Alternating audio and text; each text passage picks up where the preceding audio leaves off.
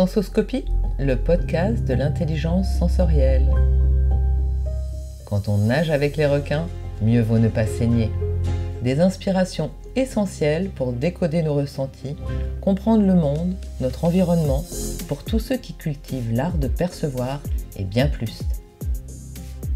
Restez vivants dans un monde qui peut parfois sembler trop rapide, trop bruyant, trop violent, trop dispersé, insensé. Je suis Emmanuelle Motte, fœtus devenue grand-mère. J'ai souvent mouru et renaquis.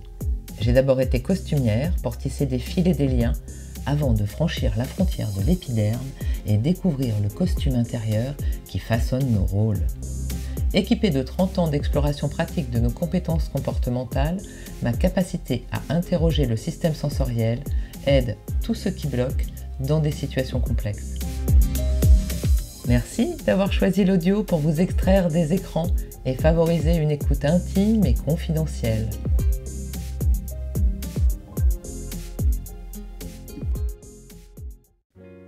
Dans ce 26e épisode de Sensoscopie, je reçois Johanna Spiet qui nous emmène de ses paysages corses jusqu'à son parcours d'entrepreneur indépendante. Après un corps qui a dit stop à un déclic entre fatigue et confinement, elle a transformé sa manière de travailler, mêlant stratégie et authenticité pour inventer des événements qui ne sont pas juste des rendez-vous, mais des expériences humaines essentielles.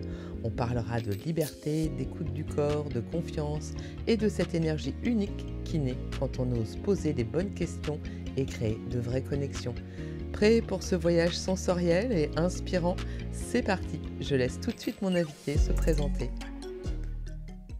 Je suis Johanna Spiet, je suis ce qu'on appelle en anglais une Event Strategist, donc une stratège événementielle. Je conçois et j'anime des événements corporate haut de gamme. Corporate haut de gamme, ça veut dire corporate, c'est pour les entreprises. Exactement. Et plutôt dans le luxe. Bon, disons haut de gamme dans le sens où je ne vais pas faire des grands messes avec 10 000 personnes ou des grandes conventions. J'aime bien les événements avec peu de participants mais très très qualitatifs. Intimiste. Voilà. Plutôt intimiste, très bien pensé, très bien conçu. Voilà. Pas les grands shows à l'américaine, mais vraiment des choses qui sont sur mesure. Sur mesure. C'est la haute couture de l'événementiel. Exactement. Oh là là, c'est chic ça. C'est ça. Ça me plaît bien. La haute couture de l'événementiel, ça me plaît aussi. La haute couture de l'événementiel. Oh dis donc, Johanna, bon. on va s'entendre. Bon bah écoute, j'ai hâte que tu me racontes tout ça. Parce que l'univers de l'événementiel, moi c'est un univers qui me plaît beaucoup. Mais avant qu'on développe ça, j'aimerais que tu me parles de cette photo de toi enfant que tu as amenée et où tu es absolument toute dorée comme un petit abricot. C'est où cette photo? Alors ça, c'est une photo qui a été prise en Corse.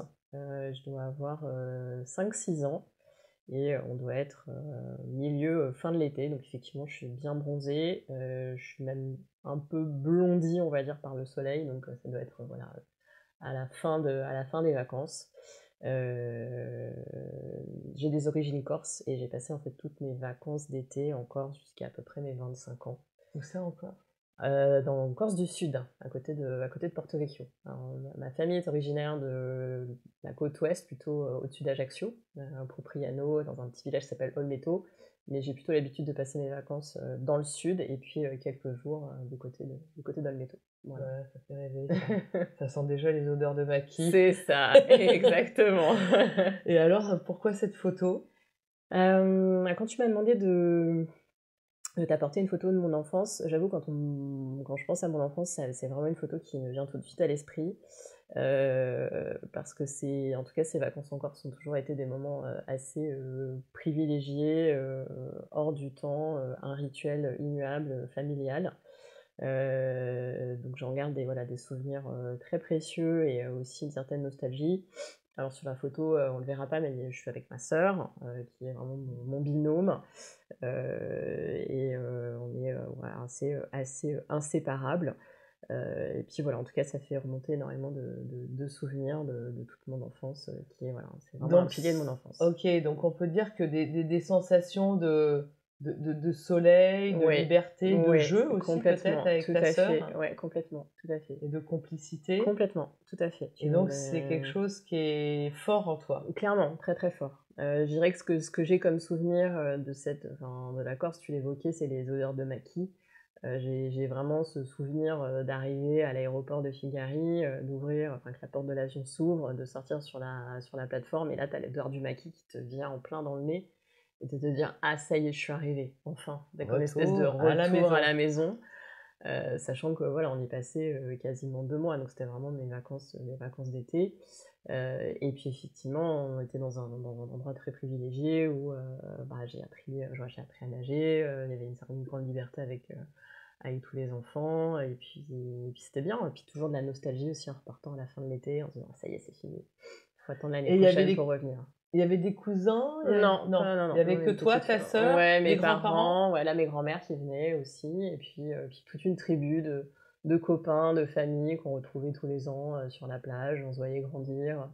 Donc c'était, voilà, on s'est un peu recréé, une sorte de petit Tu les vois cocon, toujours, ces gens? alors, il y en a qui ont disparu, il y en a qui sont partis dans d'autres, pays, donc pas vraiment en fait.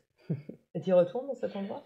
Alors non, j'y suis pas retournée depuis de nombreuses années, par, manque, de temps, obligation, mais ça fait partie des voilà, des choses qui sont sur, on va dire la feuille de route, de pouvoir retourner, y retourner. On n'a plus de maison de famille en Corse depuis, quelques années, donc c'est toute une organisation, c'est un peu différent et j'ai voilà, en tout cas, j'ai hâte d'y retourner et notamment, parce que j'ai une petite fille qui ne connaît pas la Corse et j'aimerais vraiment qu'elle puisse découvrir, cette île de beauté, qui est cher à mon cœur. Donc Ah, voilà. donc tu es passée de la petite fille avec sa petite sœur à la petite mère avec sa petite Elle a fille. maman avec sa petite fille, c'est Trop ça, mignon. exactement. Et du coup, cet aspect donc de corps sensoriel quand même, hein, de chaleur, d'odeur, de jeu, d'enfant, de retrouver cet espace tous les ans qui a été pendant longtemps. Mmh.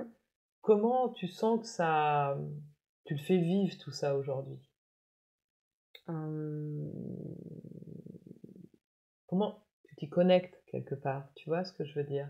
Cet espace de liberté, cet espace de jeu, cet espace de, de fantaisie? alors, j'ai toujours essayé,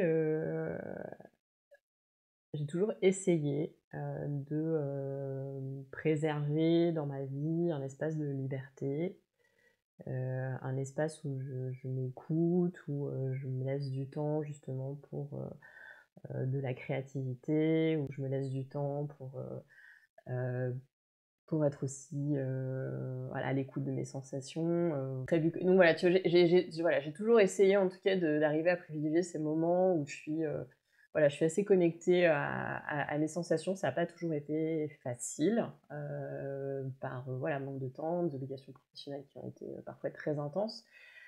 Mais en tout cas, j'essaye aujourd'hui de vraiment, privilégier, ce temps-là et je dirais que le temps de fantaisie et de créativité, j'ai toujours été assez, voilà, créative, tu vois, manuel, art créatif et Tu cetera. faisais déjà ça quand tu étais petite, en Corse Quand ou? on était en Corse, on faisait, bah, comme tous les enfants, des cabanes. Dans ce jardin notamment qu'il y a sur la photo, il y avait des grandes pierres et on sortait toutes les couvertures de la maison et puis on montait une cabane et puis on jouait dans la cabane pendant des heures.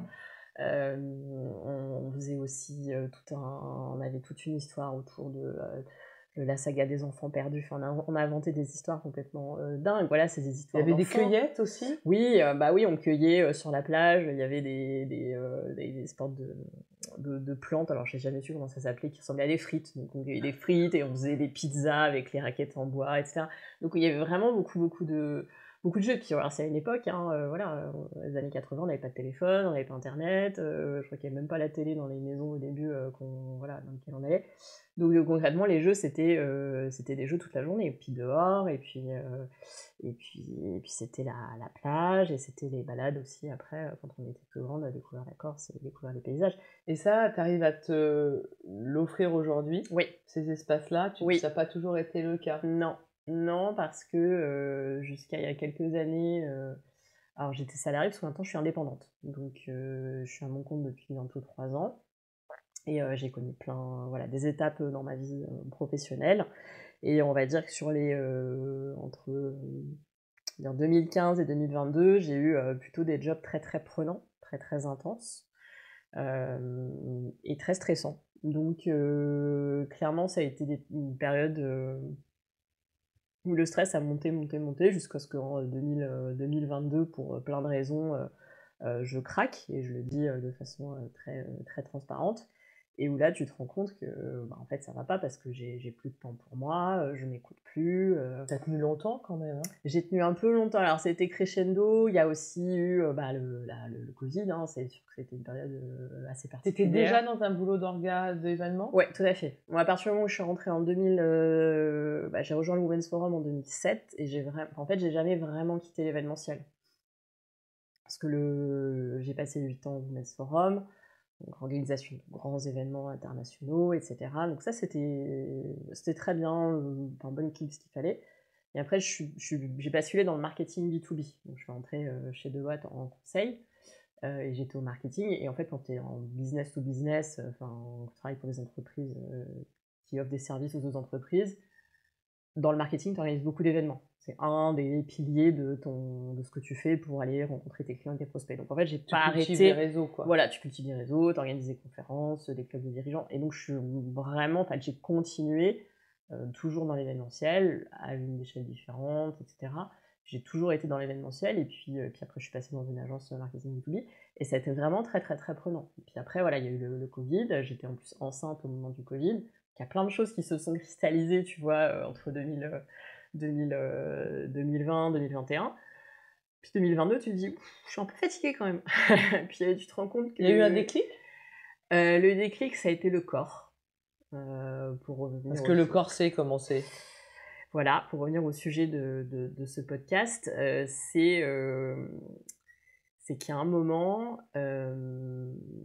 en fait, mon corps allait pas, j'avais mal partout. De toute façon, j'avais mal au dos. T'avançais quand même. Et j'avançais quand même parce qu'il fallait se lever le matin, il fallait être bon petit soldat. Sois fort. Sois fort, sois parfait. Fais plaisir. Il faut y aller, voilà, il faut tenir toute la maison. Et puis en fait, voilà, c'était cette fatigue de me dire, en fait, c'est pas normal que j'ai mal partout systématiquement. J'avais mal au cou, j'avais mal au lombaire.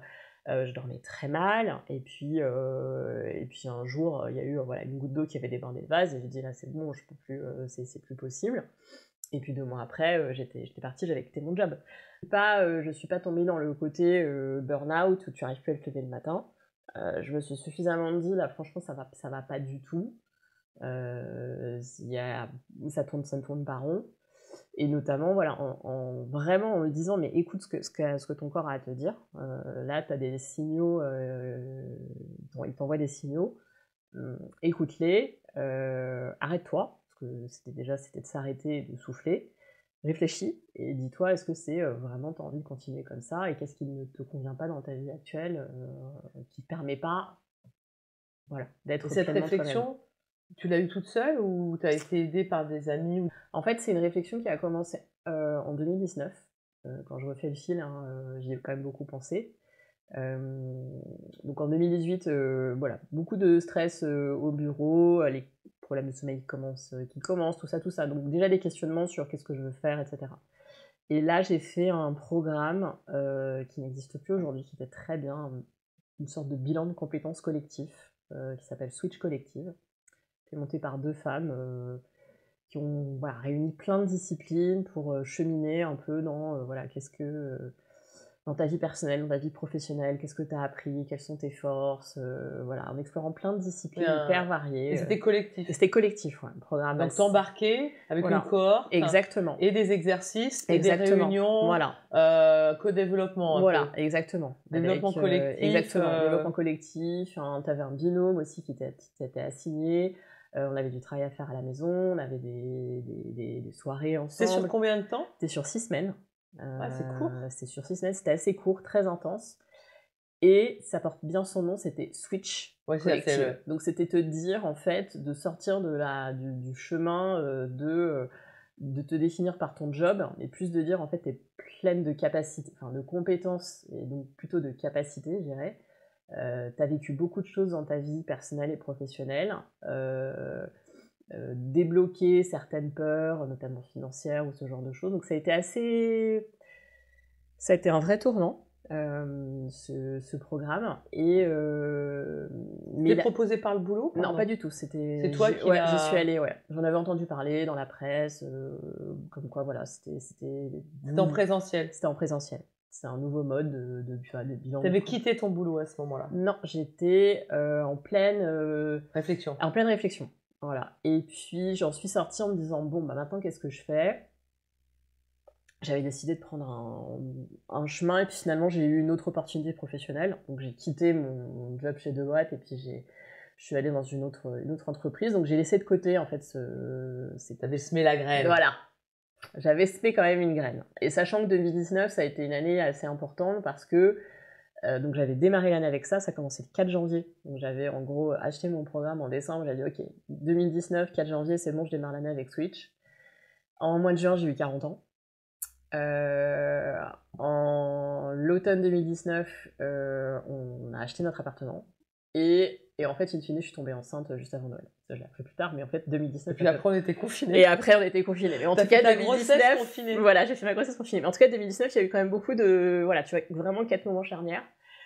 Et voilà, après, il a fallu effectivement 3 ans de gestation, que les graines poussent, qu'effectivement, je me retrouve aussi face à quelque chose face à un mur en disant, en fait, c'est plus possible. Mais surtout que t'avais accouché entre-temps. Et puis, j'avais, voilà, eu quand même quelque chose d'assez transformant dans la vie d'une femme. C'est vrai que c'est quand même assez puissant. Et on peut te préparer de toutes les façons possibles, tant que tu le vis pas de toute façon, tu ne sais pas ce que c'est. C'est un enfant qui te fait mère. Hein. C'est ça. Et puis tu sais pas comment tu vas réagir non plus à l'arrivée de l'enfant, etc. Et voilà, puis 2022, ça a été ok, c'est bon. Après, on va dire 2 mois de réflexion, je dis à mon employeur, c'est bon, je m'en vais, je quitte la boîte. Et j'étais complètement partie en me disant, bon, allez, je m'arrête, je prends un temps de réflexion pour moi, et puis allez, la vie a fait que, en fait, je me suis encore retransformée, j'ai eu des opportunités, et maintenant, je suis hyper heureuse, en fait. Et je suis hyper heureuse parce que je suis libre. Qu'est-ce qui t'a décidé à créer ta propre structure? En fait, je m'étais, à l'époque, pour mon ancien employeur, j'animais des événements pour eux, dans le cadre de mon job. Et c'est quelque chose qu'in fine, je faisais depuis à peu près une dizaine d'années. Et j'adorais cette partie de mon travail. Mais c'était quelque chose qui me faisait, qui quelque part me permettait de tenir face aux autres obligations que j'avais dans mon job, de manager, de dirigeante, etc., etc. L'énergie que je puisais dans l'animation des événements était absolument dingue. Enfin, je sais que je ressortais d'un événement et j'en avais pour 5 jours de ça y est, je pétille, le réservoir il est à fond, etc. Donc, quelque part, ça m'équilibrait, tu vois. Et donc, je leur avais dit en partant, est-ce que je peux continuer en tant qu'animatrice? Ils me disaient absolument pas de souci. Et j'étais vraiment partie en me disant, bon, je fais ça me fait super plaisir, je fais ce qui me fait plaisir, et j'ai la chance, tu vois, de gagner un peu d'argent avec ça, c'était très bien. Et je m'étais dit, ok, je me laisse 2 ans jusqu'en 2025 pour vraiment me dire, bon, qu'est-ce que je fais? Est-ce que je continue à me prendre indépendante? Est-ce que je reprends un job de salarié? Est-ce que je fais quelque chose d'un peu hybride aussi entre les deux? Et puis j'avais 2-3 idées aussi d'activités, et puis en fait,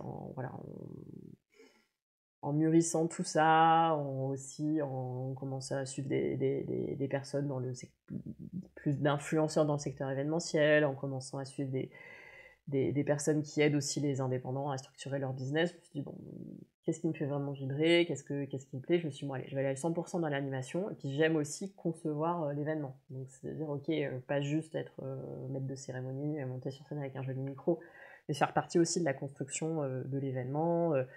Qu'est-ce que tu veux raconter? Comment tu veux le raconter? Qu'est-ce que tu as envie de délivrer comme émotion aux participants? Qu'est-ce que tu as envie de créer comme lien, etc.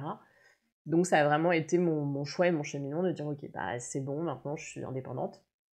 Et en y réfléchissant, en me disant en fait, ce sera peut-être pas ce que je ferai jusqu'à la fin de ma vie, entre guillemets, parce que justement Switch Collective m'avait permis de me dire la vie c'est aussi fait de phases, et puis tout ce que j'ai pu vivre depuis que j'ai commencé à bosser, même depuis le début de ma vie, il y a des phases quand même, tu commences à avoir les schémas quand tu prends un peu d'âge, et de me dire en fait je vais faire ça sur un temps. Est-ce que ça va durer 3 ans, 5 ans, 10 ans? Et à la limite, c'est pas la question. L'idée, c'est d'en profiter et de me faire plaisir, tout en pouvant avoir, entre guillemets, une maîtrise sur ma vie, et notamment la liberté de pouvoir choisir une organisation, cette liberté d'avoir du temps pour moi, cette liberté d'avoir du temps pour ma famille, pour mon conjoint, pour ma fille, cette liberté aussi de pouvoir m'occuper de mes proches le jour où ils auront besoin d'aide, par exemple. Et ça n'a pas de prix, en fait. Tu vois. Et puis, in fine, quand tu touches à l'événementiel, tu touches aussi à des questions stratégiques, tu touches à des questions de prise de parole, tu touches à des questions de communication. Donc, en fait, in fine, tu as quand même un scope de réflexion qui est assez large. Donc, je dirais ce qui me caractérise, c'est que je suis assez franche. Alors, je sais pas si c'est quelque chose qui est particulier aux indépendants, mais je n'hésite plus à poser des questions qui dérangent. Si tu veux faire un boulot correct, ça te donner du sens, et en t'es gros, bien c'est obligé ça. d'aller gratter le vernis. C'est ça, voilà. Et je pense que quand tu es dans une entreprise salariée et qu'il faut un peu tu peux pas respecter l'école, etc., bah, tu peux pas. Et en fait, c'est cette liberté. Alors, tu me dis qu'est-ce qui me caractérise quand je suis là, c'est de dire quand je suis face à un client et qu'il me dit bah, j'aimerais faire ça, je vais pas hésiter à dire mais tu veux faire quoi exactement? C'est quoi ton objectif? Ça permettra quoi? Ça va permettre quoi? T'attends quoi comme impact? Quels sont tes freins? Quels sont tes challenges? Et en fait, tu te rends compte que rien en arrivant à faire un pas de côté et à poser des questions qui peuvent, entre guillemets, déranger, ou de dire, bah voilà, ton discours, il est super, il est très intéressant, mais en fait, tu veux faire passer quoi comme message? Il y a plein de choses que tu dis dans ce que tu veux raconter sur scène, mais c'est quoi en fait ton message principal? Bah, j'ai envie de dire ça. Ah bah, ok. Tu les aides dans leur discours aussi, dans leur prise de parole. Tu fais aussi un peu du coaching. Complètement.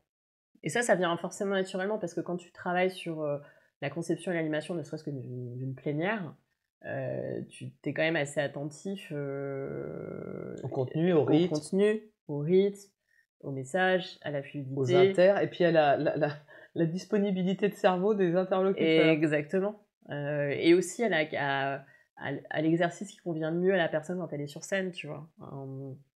Un PDG, les PDG, tous ne sont pas à l'aise avec l'exercice de la prise de parole en public, malgré que ce soit des leaders et qu'ils soient à la tête d'entreprise, etc.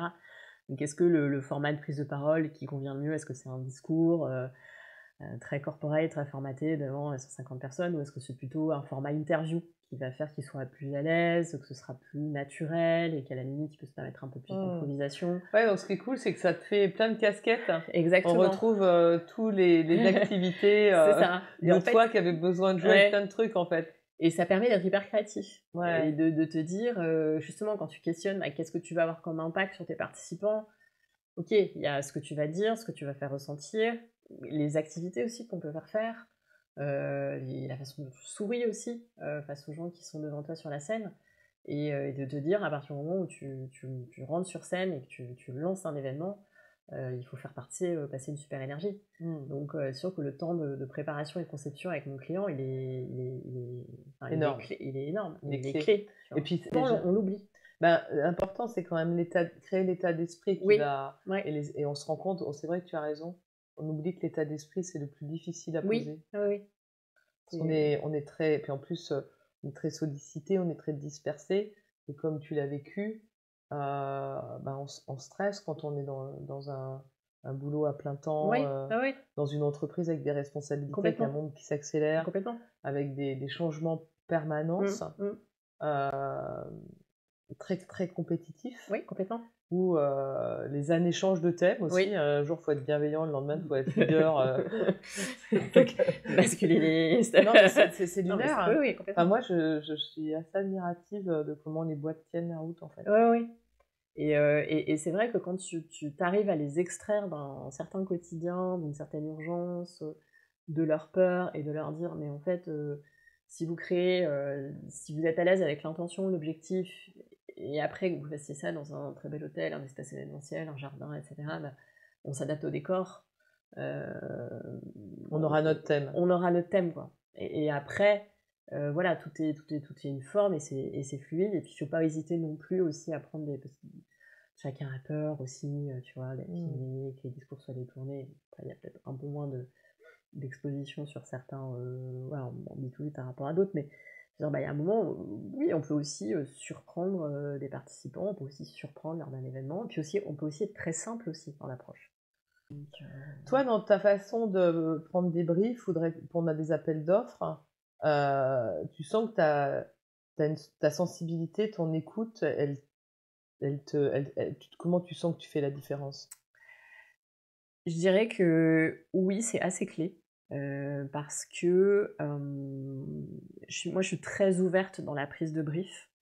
Je vais pas essayer de calquer un modèle en disant j'arrive avec mes idées toutes faites, oui, alors c'est une convention client, c'est une table ronde, donc le schéma c'est ça, etc. En fait, je suis très ouverte dans mes questions et j'essaye aussi de comprendre les types de personnes que j'ai en face de moi. Et c'est l'avantage, entre guillemets, d'être depuis presque 20 ans dans ce métier, c'est que, comme tu le sais, tu rencontres beaucoup, beaucoup de gens quand tu travailles en événementiel, que ce soit les intervenants qui sont sur scène, que ce soit les agences qui travaillent derrière les événements, que ce soit les équipes artistiques, les équipes techniques, les hôtels quand tu fais des grands événements avec des hôtels, que ce soit des autorités compétentes quand tu fais des événements dans des pays un peu particuliers.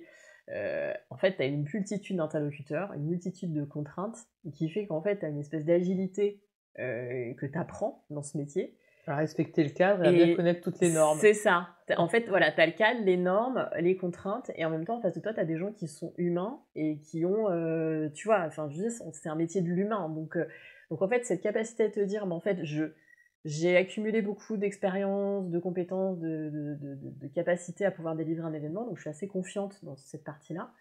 Donc quelque part, en fait, je vais me concentrer sur ce qui est en train de me dire la personne en face de moi, tu vois. Je veux dire, mais en fait, qu'est-ce que tu veux dire vraiment ?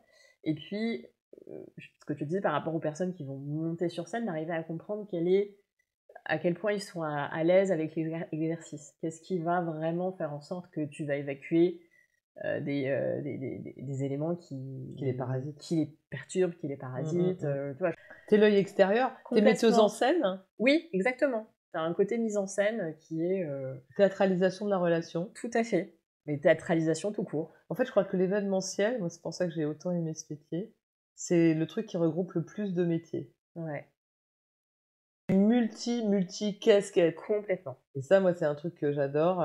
C'est vraiment, on est plusieurs à l'intérieur, on va tous les faire jouer. Exactement. Et c'est vrai, quand je revois ta photo de toi quand t'étais petite, tu sens que t'as beaucoup joué, t'es très créative.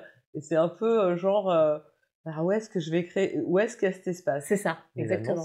Et c'est que ça, exactement. Ouais. Et je pense que toutes les expériences que j'ai pu vivre, elles ont été extraordinaires. Il y a eu des aventures, il y a eu des défis, il y a eu des situations compliquées, mais en fait, tu as une capacité à démultiplier aussi ta créativité dans cette contrainte. Et encore une fois, c'est pas parce que tu as des millions et des millions d'euros pour organiser un événement que voilà, tout va rouler. Tu peux aussi faire un événement avec peu de budget, quelque part, complètement...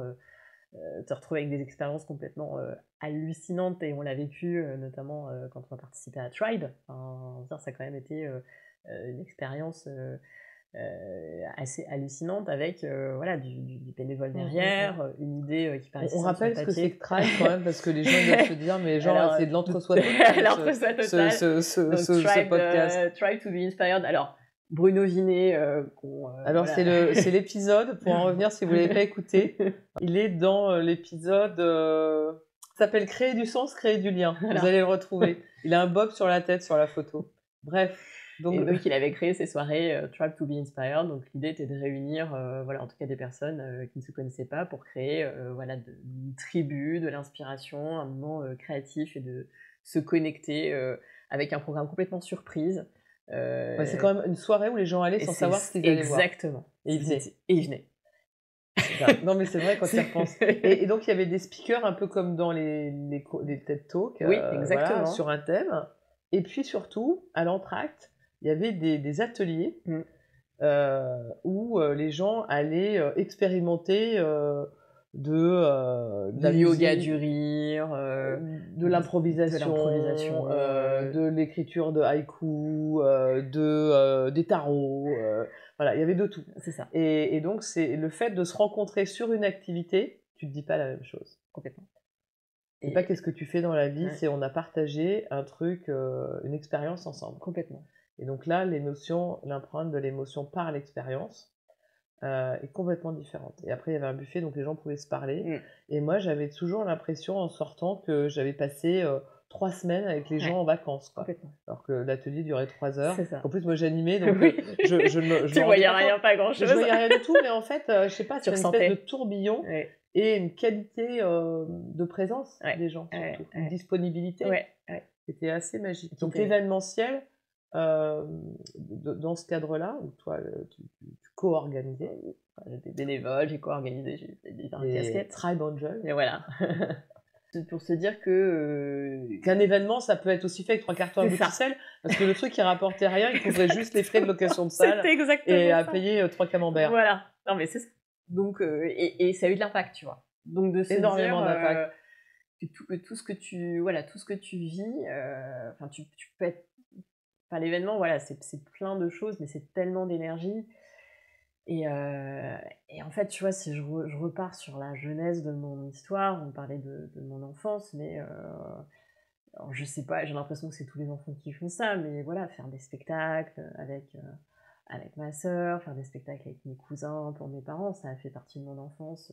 Enfin, on a toujours inventé des histoires, on a toujours fait des spectacles devant nos parents, ça a toujours été, ça a vraiment drivé mon enfance. Moi, j'aimais beaucoup la danse, je fais beaucoup de danse, à l'époque je voulais devenir chorégraphe, donc je veux dire que ça c'est ancré en moi ce côté metteuse en Mouvement. scène, mouvement, etc. etc. Puis après j'ai été très active en association, et j'ai continué à monter des spectacles, des événements, à organiser des choses, donc... C'est pas tous les enfants. Ouais, je suis toujours là. Enfin, voilà. La construction de la force, ce qui fait notre santé d'ailleurs, tu vois, en t'écoutant, la transition professionnelle est facilitée quand tu as été entraîné à te réinventer et à jouer, et que ça c'est sécure en toi. Ouais, Ça crée une force. ouais. C'est où on rejoint les lois de l'attachement, sécure, insécure. Si tu as eu des attaches, des repères affectifs, encouragés, Ouais. à peu près, même s'il y a eu quelques dramas, parce que personne Oui, arrive en marchant sur l'eau, globalement, tu es équipé pour être résilient, normalement. Après, voilà, c'était juste pour dire quand même que cette histoire de sensorialité, elle s'imprime, plus ou moins fort, mais tout le monde n'est pas prêt de ça. Ouais. Moi, l'idée, c'est vraiment de... Qu'as-tu fait de cette écoute-là? Qu'as-tu fait de cette écoute-là aujourd'hui, Johanna? Comment ça se manifeste? Comment elle se manifeste en toi aujourd'hui, la petite Johanna sur 130 watts? Est-ce que tu la sens quand à quel moment elle te parle, elle se manifeste? Bah, elle se manifeste, alors c'est assez étonnant parce que je pense qu'elle se remanifeste de façon plus prégnante maintenant dans cette capacité à, entre guillemets, prendre des risques. La confiance en toi. La confiance en soi. Et de ce que je ressens, c'est que cette période de l'enfance avant l'adolescence, je pense que c'était une période où j'étais assez, même si je suis l'aînée et que j'ai une responsabilité, etc., que j'ai toujours senti, je pense qu'il y avait certainement une confiance, une insouciance, tu vois, ce côté... L'innocence de l'enfance. Voilà. Et je ressens de façon assez puissante, et depuis que je suis indépendante, cette capacité à être, alors, je dirais pas insouciante, mais à se dire que je suis suffisamment solide, et comme tu le rappelais, voilà, certainement des fondations solides, et puis toute ma vie, toutes les expériences de vie que j'ai eues, personnelles, professionnelles, qui ont fait celle que je suis aujourd'hui, qui fait qu'aujourd'hui je me sens assez confiante et assez puissante. T'as des exemples où tu le repères, par exemple de difficultés, où là du coup tu te prends moins la tête, ou... c'est un exemple qui peut paraître un peu... moi qui me paraît un peu bête, entre guillemets, mais bon, c'est pas si bête que ça, mais dans mon développement de mon activité, j'ai la chance d'avoir des clients réguliers, donc tu vois, ça va plutôt bien financièrement, donc c'est super. Mais en fait, je me suis dit, bon, de toute façon, il faut que j'ai un train d'avance, il faut que j'anticipe la suite, etc. Et je me suis dit, bah, il faut que je prenne la parole, il faut que je communique sur mon activité. Et donc, je me suis dit, bon, bah, je vais me lancer, je vais communiquer sur LinkedIn, tu vois. Donc, et je me rends compte que pour certains, c'est insurmontable, tu vois, de s'exposer, de développer un discours et tout ça. Et en fait, je me suis dit, bah, en fait, je vais y aller. J'ai mon objectif, et puis, alors c'est une prise de risque très relative, mais bon, tu sais jamais à quoi tu t'exposes à partir du moment où tu sors un peu du bois et tout ça, tout ça. Et en fait, maintenant, je ne pourrais plus vivre sans exprimer mes convictions, ce que je ressens sur mon métier, etc. Enfin, je veux dire, communiquer de façon régulière sur ce que je suis aussi, mon parcours, etc. C'est vraiment devenu quelque chose de très important pour moi. Et tu vois, c'est structurant parce que ça me permet de réfléchir sur mon métier, ça me permet de le communiquer, et ça me permet de me dire... me positionner. Et puis en fait, de me dire aussi, si un jour tout ça s'arrête, en fait, j'aurais une espèce de... T'as laissé une trace. C'est ça. Et puis, ça rationalise ta communication. Aussi. Au moins, t'es identifié. Exactement. Par rapport à ta prise de parole. Au moins, enfin, je veux dire, ça c'est du leadership. C'est ça. Et ça, c'est extrêmement puissant. De te dire, oui, aujourd'hui, je suis en capacité d'écrire des textes toutes les semaines, de collecter des idées. Tu le fais une fois par semaine? 3 fois par semaine. 3 fois par semaine? Ouais. Pas mal. Et tu t'es pas fait entraîner ou coacher pour... Alors si. T'as pas fait ramène ta fraise? Si. T'as fait ramène ta fraise. J'ai fait ramène ta fraise. Et oui, bah c'est un bon training. Hein. J'avais démarré avec leur challenge en juin dernier, qui était très bien, c'était un bon pied à l'étrier, et puis je me suis retrouvée en mois de juillet avec le syndrome de l'imposteur, genre j'ai rien à dire, c'est le cata, etc. Et comme j'avais tellement inscrit ça dans mes objectifs 2024, de dire, il faut vraiment que je communique sur LinkedIn, j'ai vraiment envie de ça, bah, je me suis dit ok, j'investis, j'y vais, je vais faire ramène ta fraise. Et effectivement, j'ai fait le bootcamp ramène ta fraise pendant 6 semaines. Ultra puissant, j'ai appris plein de choses, mais déjà de ne plus avoir peur de la feuille blanche, déjà, de me faire confiance, au-delà du fait que... Comme avec le Switch, le groupe. Exactement. Et puis on a eu aussi une journée d'immersion, encore un événement, hein, où tu connectes avec des gens, où tu rencontres des gens, où tu as une énergie qui circule, et c'était génial en fait. En tout cas, toi, ça t'a permis, en te lisant, oui, de mieux te comprendre. Exactement. Génial. Et j'apprends de moi et j'apprends de mon métier aussi en réfléchissant sur cette communication. Et puis voilà, comme tu le disais, je vais laisser une trace par cette communication. Et après, j'ai d'autres projets pour pouvoir que ça soit plus pérenne, en parler. Je voudrais lancer un podcast, peut-être écrire un livre un jour. M'exprimer. Et de me dire aussi que tout ça m'appartient. La source de tes ressources. C'est ça, exactement. On pense à cette petite fille qui, quand elle était petite... je sais pas, j'avais 7-8 ans, je mettais mon masque de plongée sur les yeux, je prenais mon tuba, et puis je passais des heures à longer la côte, à aller regarder les poissons, les coquillages, et j'allais loin, tu vois.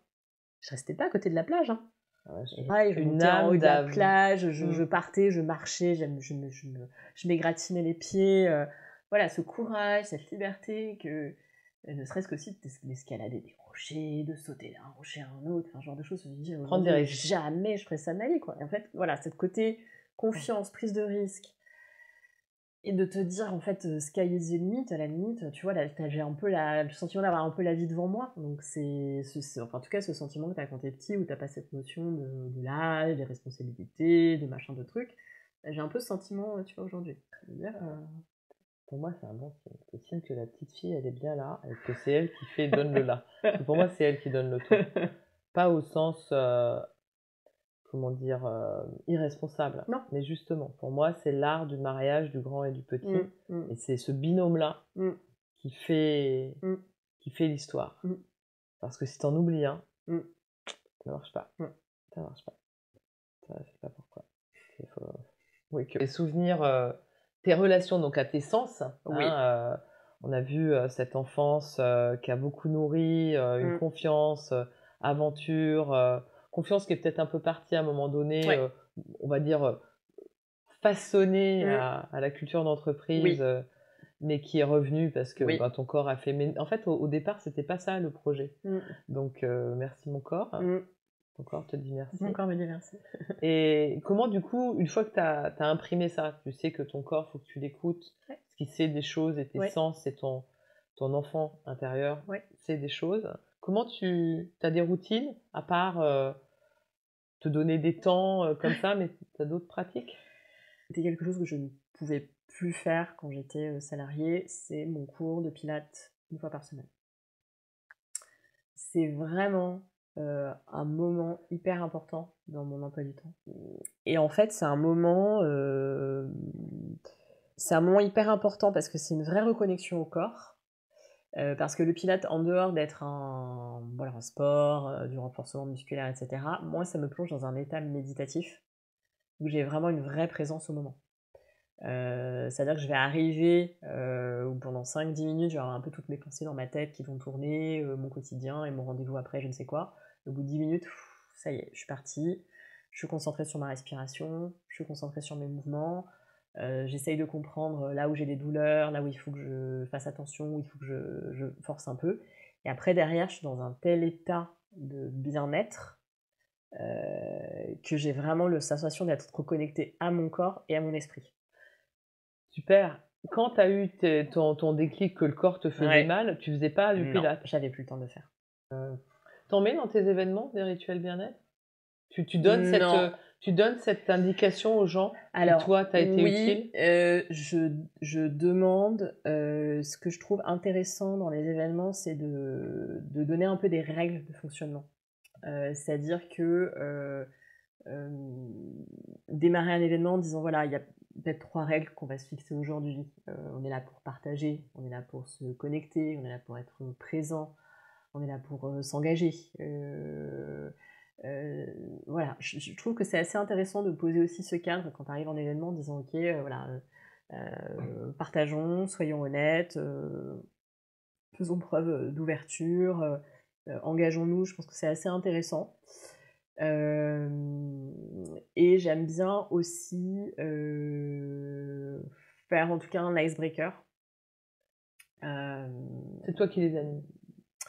Oui, oui, ils peuvent aussi s'auto-animer, c'est-à-dire que tu donnes des règles, en disant: «Voilà, vous avez, 3 minutes pour vous présenter à votre voisin» ou vous avez, une petite carte avec une question, qui va permettre de briser la glace avec, la personne que vous allez rencontrer pendant le networking.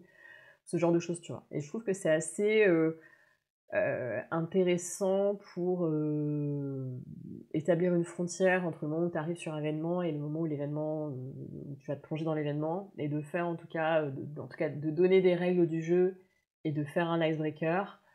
Ça permet juste de dire: «OK, l'événement a démarré», et j'aime bien cette notion où tu as une énergie qui t'arrive, en fait et de partir du principe que, en gros, toutes les 20 minutes, il faut arriver à faire bouger, tout le monde. C'est-à-dire que tu changes de rythme, tu fais une activité qui va, redonner de l'énergie à l'audience. Voilà. Tu sens que ça a évolué entre le moment où toi, Moi, je trouve, ta façon de travailler, qu'est-ce qui est vraiment, à part cette histoire d'attention? Je veux dire, concrètement, quand j'ai démarré, au Women's Forum, on faisait des tables rondes qui duraient quand même assez longtemps. Même s'il y avait toujours un côté créatif sur d'autres formats, en tout cas la partie, je veux dire, plénière, conférence, était quand même assez, formatée comme ça. Et en fait, aujourd'hui, te dire que tu vas faire une table ronde qui dure 1 heure, 1 h 30, c'est impossible. C'est impossible. Demander aux gens de rester assis sur une chaise à écouter des gens, même si passionnants, même si des messages puissants, même si des grandes stars, des grands patrons, en fait, les gens vont décrocher très vite, quoi. Donc en fait, c'est obligé de t'adapter à cette économie de l'attention. Et il y a des personnes qui en parlent très bien, hein, le fait que voilà, notre attention diminue, etc. etc. Donc ça veut dire qu'il faut que tu conçois et que tu animes ton événement en ayant en tout cas en tête que les personnes ont une faculté de replonger, et le téléphone c'est l'exemple plus parlant, tu vas de replonger dans ton téléphone parce qu'on veut scroller, parce qu'on check un email alors qu'il n'y a rien d'urgent dans l'absolu quand tu y penses. Les urgences, au pire les gens t'appellent s'il y a vraiment un truc urgent.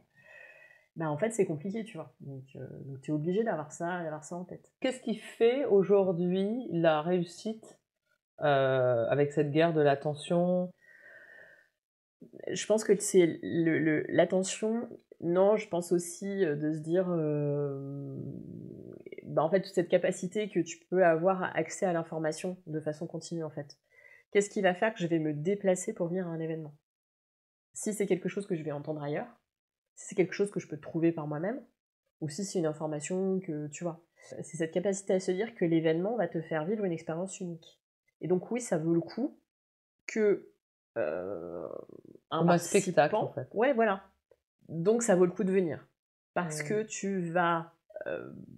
en tout cas, il va y avoir un message qui va être délivré. Alors, on peut jouer sur le côté inédit, on va faire un big announcement, enfin, je vais ressortir un produit, une innovation, je ne sais quoi, on va...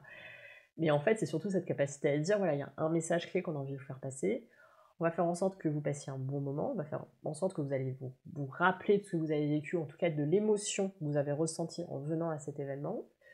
Si ça, idéalement, il faudrait que vous arriviez à vous connecter, à networker, comme on dit, avec des personnes qui sont intéressantes pour vous, développer des relations amicales ou de business, mais en tout cas de vous dire, en sortant de l'événement, j'ai pas perdu mon temps, et aussi j'ai appris quelque chose.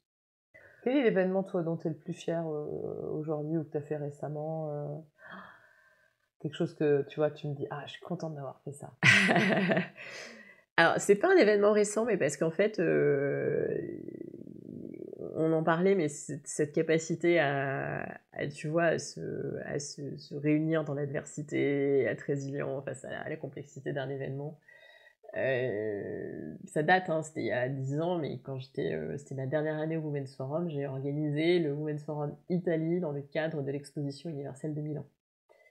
C'était compliqué. C'était compliqué parce que c'était un événement dans l'événement avec des co-organisateurs, le groupe de femmes en Italie. Enfin, c'était vraiment très complexe. Et j'étais directrice de projet de cet événement, en parallèle de d'autres fonctions.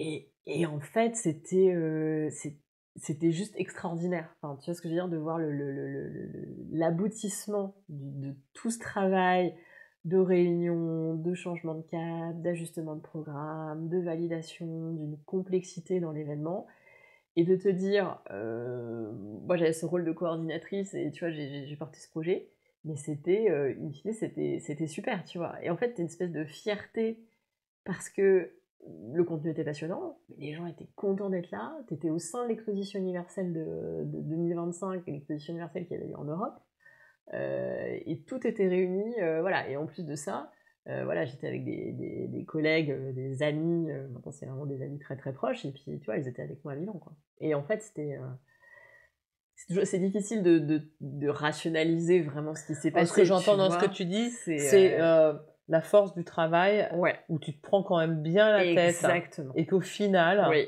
ça donne quand même quelque chose d'assez exceptionnel, oui, dans exactement. l'intensité, l'unique, C'est ça, unique. exactement.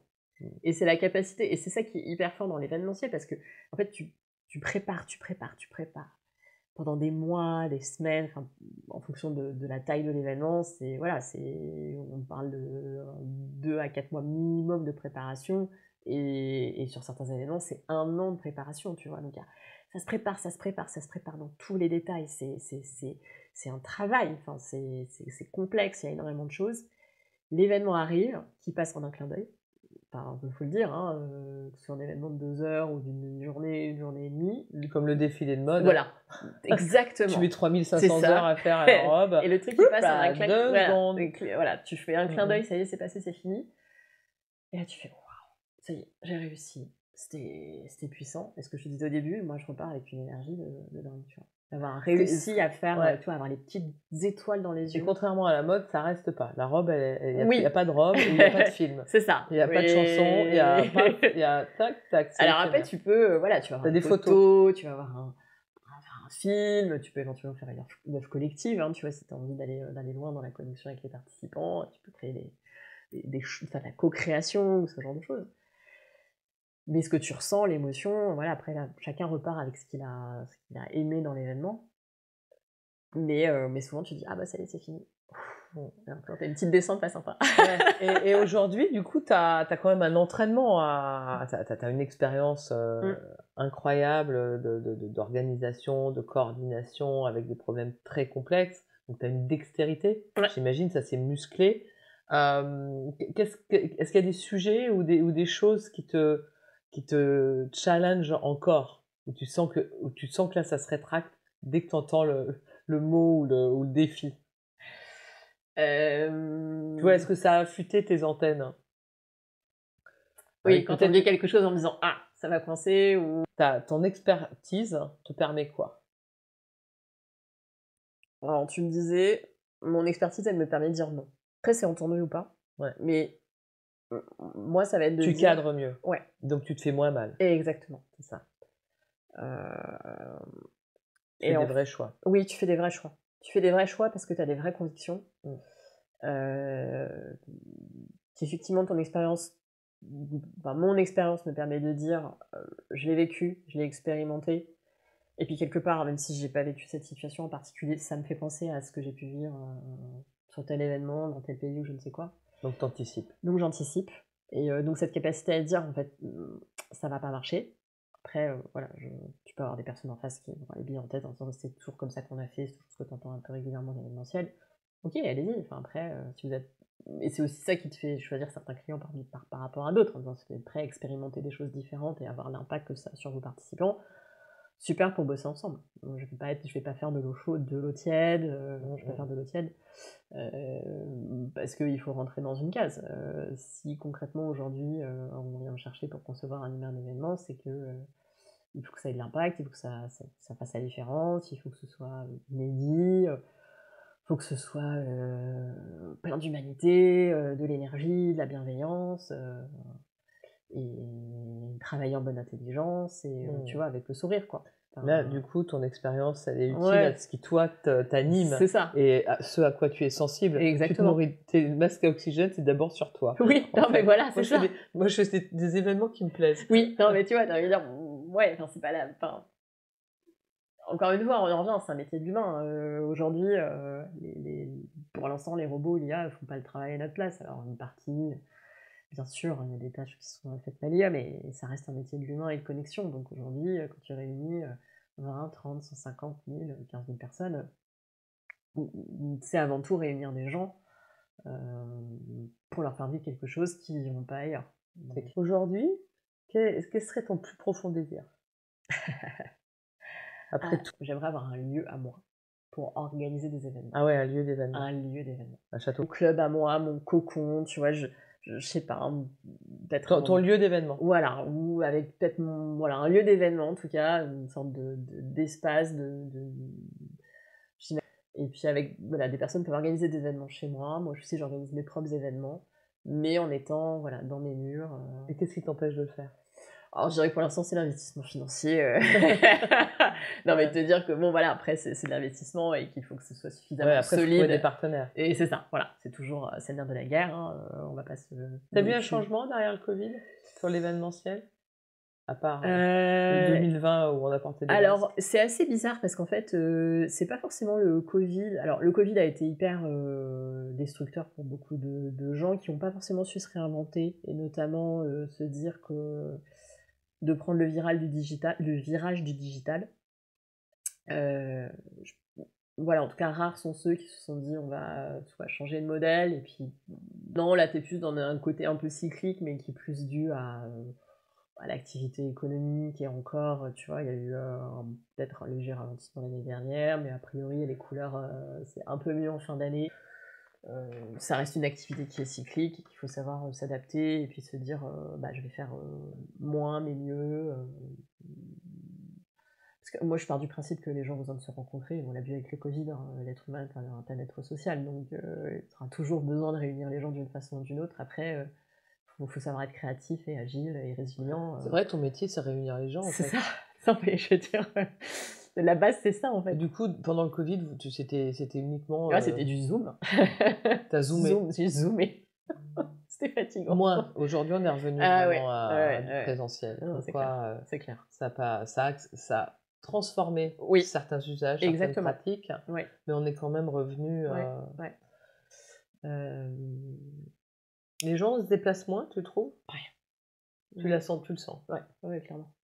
Sur un truc international, c'est plus difficile. Ouais, tu vas plutôt travailler sur des choses plus locales. Donc, en fait, c'est ça le gros truc du Covid, c'est que ça relocalise. Exactement, tout à fait. Et de considérer qu'aujourd'hui, si tu peux te connecter via un Teams, un Google Meet ou un Zoom, ou tu vois, une plateforme ou ce genre de choses, en fait, c'est assez facile, quoi. Et encore une fois, économiser sur des billets d'avion, de train, des nuitées d'hôtel et te dire bah, c'est bon pour la planète parce que je fais moins voyager les gens, c'est quand même aussi des critères. Des critères. Importants. Ouais. Enfin, réunir les êtres humains, c'est juste quelque chose qui est fondamental dans la société. Là, on parle d'événements corporate, mais bon, tu peux aussi prendre l'exemple des festivals, tu peux aussi prendre, tu vois, l'exemple de toute capacité, genre des événements familiaux, les mariages, les baptêmes, je ne sais quoi. Et en fait, tu auras toujours besoin de te réunir. Donc en fait, ça t'oblige à te remettre en question et en cause, de façon assez régulière et à être agile. Et donc de te dire comment est-ce que je peux arriver à penser différemment. Si on revient à cette petite choune sur son transat, et si on la regarde dans les yeux, tu la regardes, dorée, est-ce qu'elle est fière de ce que tu as fait de toi? Oui, aujourd'hui elle est super fière. Franchement, aujourd'hui elle est super fière. Parce que quand j'essaye d'expliquer à ma fille aujourd'hui ce que je fais comme travail, bah en fait je lui dis ma maman elle va faire des spectacles. Parce que c'est ce qu'il y a de plus simple pour moi pour lui dire ce que je fais, parce que à 4 ans et demi, elle comprend pas ce que je fais. Bah en fait, aujourd'hui, voilà, oui, en fait, je monte sur scène, je fais un spectacle, et en plus, je fais partie de l'organisation de ce spectacle. Et ben, j'en reviens à cette envie profonde, quoi. Et puis, ça fait aussi appel à cette fibre créative, artistique. Et puis la communication, le relationnel. Le goût des gens, etc. Donc, le goût des gens. Voilà. Donc oui, clairement oui. J'adore. J'adore. Merci Johanna. Le goût des gens, le goût de Johanna. Merci. Merci à toi pour cette confiance et cette sensibilité et d'en faire partager plein de gens et de les mettre en lien et que ça prospère. Longue vie à ton entreprise. Merci beaucoup Emmanuelle. Merci. Merci d'avoir écouté ce 26e épisode de Sensoscopie avec Johanna Spieth. Son parcours nous rappelle combien il est essentiel d'écouter son corps, de faire confiance à son intuition et d'oser sortir des sentiers battus pour créer des expériences humaines enrichissantes, stimulantes, impactantes. J'espère que cet échange vous inspirera à poser vos propres questions, même celles qui dérangent, et à cultiver cette énergie unique qui fait toute la différence. Construire des événements sur mesure, c'est tout un art, et Johanna est une experte virtuose en la matière. Je vous invite à la retrouver sur son fil LinkedIn bien instructif. Quant à nous, on se retrouve le 7 septembre pour les 1 an, et oui 1 an de Sensoscopie. Happy birthday to you.